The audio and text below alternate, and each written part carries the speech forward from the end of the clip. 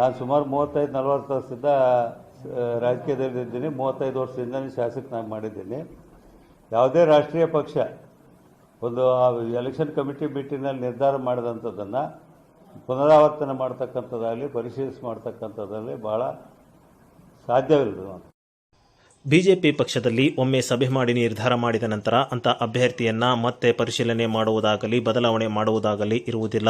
ಸುಖಸಾಮಾನ್ಯ ಇಲ್ಲಿ ಈ ಒಂದು ಗೊಂದಲ ಮಾಡಲಾಗುತ್ತಿದೆ. ಇದೇ ಮುಂದುವರೆದರೆ ಮುಂದಿನ ದಿನಗಳಲ್ಲಿ ಸಮಸ್ಯೆ ಉಂಟಾಗುತ್ತದೆ. ಇದಕ್ಕೆ ಜಿಲ್ಲಾಧ್ಯಕ್ಷರಾದವರು ಎಲ್ಲ ನಿರ್ಣಯ ಕೈಗೊಂಡು ಆದಷ್ಟು ಬೇಗ ಸಮಸ್ಯೆ ಬಗೆಹರಿಸಬೇಕು. ನಾಳೆ 13ರಂದು ನಡೆಯುವ ಸಭೆಯಲ್ಲಿ ರಾಜ್ಯ ಉಸ್ತುವಾರಿ ಭಾಗವಹಿಸಲಿದ್ದು, ಅಲ್ಲಿ ಹೀಗೆ ಪಕ್ಷಕ್ಕೆ ಮತ್ತು ಮುಖಂಡರಿಗೆ ಧಕ್ಕೆ ತರುವಂಥ ಕೆಲಸ ಮಾಡಿದ ಎಲ್ಲರನ್ನೂ ಕೂಡ ಕಿವಿ ಹಿಡಿದು ಹೊರಗೆ ಹಾಕುತ್ತಾರೆ ಎಂದು BV ನಾಯಕ್ ಅವರಿಗೆ ಟಾಂಗ್ ನೀಡಿದ್ದಾರೆ. 13ನೇ ತಾರೀಕು ಸನ್ಮಾನ್ಯ ಅಗರ್ವಾಲ್ಜಿ ಬರ್ತಾರೆ. ಯಾರು ಏನಂಬೋದು ಅವರು ಉಸ್ತುವಾರಿಗಳಿದ್ದಾರೆ, ಅವರೇ ಅವತ್ತು ಅದನ್ನು ನಿರ್ದೇಶನ ಕೊಡ್ತಾರೆ. ಈಗಾಗಲೇ ನಿರ್ದೇಶನ ಕೊಟ್ಟಿದ್ದಾರೆ. ಮತ್ತು ಆ ರೀತಿ ಗೊಂದಲ ಇತ್ತಂದರೆ ನೀವು ಅವರೇ ಬರ್ತಾರೆ ಅವತ್ತು. 13 ಏನು ದೂರ ಇಲ್ಲ, ಇವತ್ತಾಗಲೇ 13 ದಿವಸ ಏನಾದರೂ ಇಡದೆ ನಾನು ನೀವು ಮೊದಲೇ ಹೇಳಿದೆ, ಪಕ್ಷದ ತತ್ವ ಸಿದ್ಧಾಂತಕ್ಕೆ ಬದ್ಧವಾಗಿ ಎಲ್ಲರೂ ನಡ್ಕೋಬೇಕು. ಯಾರಾದರೂ ಪಕ್ಷ ತತ್ವ ಸಿದ್ಧಾಂತಕ್ಕೆ ಧಕ್ಕೆ ಬರೋಂಗೆ, ಪಕ್ಷಕ್ಕೆ ಧಕ್ಕೆ ಬರೋಂಗೆ, ಪಕ್ಷದ ಮುಖಂಡರಿಗೆ ಧಕ್ಕೆ ಬರೋಂಗೆ ನಡ್ಕೊಂಡ್ರೆ ಕಿವಿಡಿದು ಒಗಿತಾರಂತ ನಾನು ಮೊದಲೇ ಹೇಳಿದೆ. 13ನೇ ತಾರೀಕು ಅಂತಾರೆ ಯಾರೇ ಇದ್ರೂ ಅವ್ರನ್ನೆಲ್ಲ ಕಿವಿಡಿದು ಒಗಿತಾರೆ.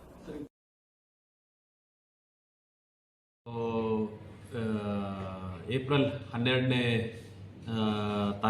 ತಾರೀಕಿನಿಂದ ರಾಯಚೂರು ಯಾದಗಿರಿ ಲೋಕಸಭಾ ಕ್ಷೇತ್ರದ ನಾಮಿನೇಷನ್ ಪ್ರಕ್ರಿಯೆ ಶುರುವಾಗ್ತಿದೆ. ರಾಯಚೂರು ಲೋಕಸಭಾ ಕ್ಷೇತ್ರದ ಚುನಾವಣಾಧಿಕಾರಿ ಮತ್ತು ಜಿಲ್ಲಾಧಿಕಾರಿಯಾಗಿರುವಂತಹ ಎಲ್ ಚಂದ್ರಶೇಖರ್ ನಾಯಕ್ ಅವರು ಇಂದು ಮಾಧ್ಯಮದೊಂದಿಗೆ ಮಾತನಾಡುತ್ತಾ, ಈಗಾಗಲೇ 12ನೇ ತಾರೀಕಿನಿಂದ ಅಂದರೆ ಇಂದಿನಿಂದ ಚುನಾವಣೆ ನಾಮಪತ್ರ ಸಲ್ಲಿಕೆ ಪ್ರಕ್ರಿಯೆ ಆರಂಭವಾಗಿದ್ದು, ಸಾರ್ವತ್ರಿಕ ಚುನಾವಣೆ ದಿನ ಅಲ್ಲದ ದಿನದಂದು ಪ್ರತಿನಿತ್ಯ 11 ಗಂಟೆಯಿಂದ ಮಧ್ಯಾಹ್ನ 3 ಗಂಟೆಯವರೆಗೆ ಈ ಒಂದು ನಾಮಪತ್ರ ಸಲ್ಲಿಕೆ ಪ್ರಕ್ರಿಯೆ ಇರುತ್ತದೆ.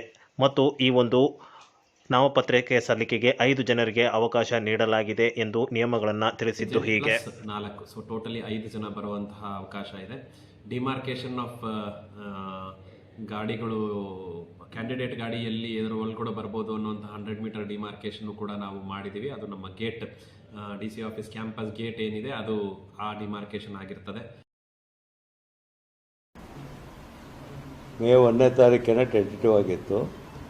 ಈಗ 17ನೇ ತಾರೀಕು ಕನ್ಫರ್ಮ್ ಆಗಿ ಅವರ TP ಬಂದಿದೆ. ಏಪ್ರಿಲ್ 17ರಂದು ಚಲನಚಿತ್ರ ನಟ ಮತ್ತು ಜನಶಕ್ತಿ ಪಕ್ಷದ ಅಧ್ಯಕ್ಷರಾಗಿರುವಂತಹ ಪವನ್ ಕಲ್ಯಾಣ್ ಅವರು ಬಿಜೆಪಿ ಪಕ್ಷ ಮತ್ತು ಅಭ್ಯರ್ಥಿ ಪರವಾಗಿ ಪ್ರಚಾರ ಮಾಡಲು ರಾಯಚೂರು ನಗರಕ್ಕೆ ಆಗಮಿಸುತ್ತಿದ್ದಾರೆ. ಮತ್ತು ಅಂದು ಅವರು ರಾಯಚೂರು ನಗರದ ಪ್ರಮುಖ ಬೀದಿಗಳಲ್ಲಿ ರೋಡ್ ಶೋ ಮಾಡುವ ಮುಖಾಂತರ ಅಭ್ಯರ್ಥಿ ಪರವಾಗಿ ಪ್ರಚಾರ ಮಾಡಲಿದ್ದು, ಇದರಿಂದ ಬಿಜೆಪಿ ಪಕ್ಷಕ್ಕೆ ಅನುಕೂಲವಾಗಲಿದೆ. ಅವರ ಸಾಕಷ್ಟು ಅಭಿಮಾನಿಗಳು ಈ ಒಂದು ಕಾರ್ಯಕ್ರಮದಲ್ಲಿ ಭಾಗವಹಿಸಲಿದ್ದಾರೆ ಎಂದು ಹೇಳಿದರು. ಬಿಜೆಪಿ ಪಕ್ಷ, TDP ಪಕ್ಷ, JDS ಪಕ್ಷ ಹಾಗೂ ಜನಶಕ್ತಿ ಪಕ್ಷಗಳು ನಾವೆಲ್ಲರೂ ಒಂದಾಗಿದ್ದೇವೆ, ಮಿತ್ರ ಪಕ್ಷಗಳಾಗಿದ್ದೇವೆ. ಈ ಮಿತ್ರ ಪಕ್ಷಗಳ ಅಭ್ಯರ್ಥಿಗಳ ಪರವಾಗಿ ಅವರು ಪ್ರಚಾರ ಕಾರ್ಯಕ್ರಮಕ್ಕೆ ಆಗಮಿಸುತ್ತಿದ್ದಾರೆ.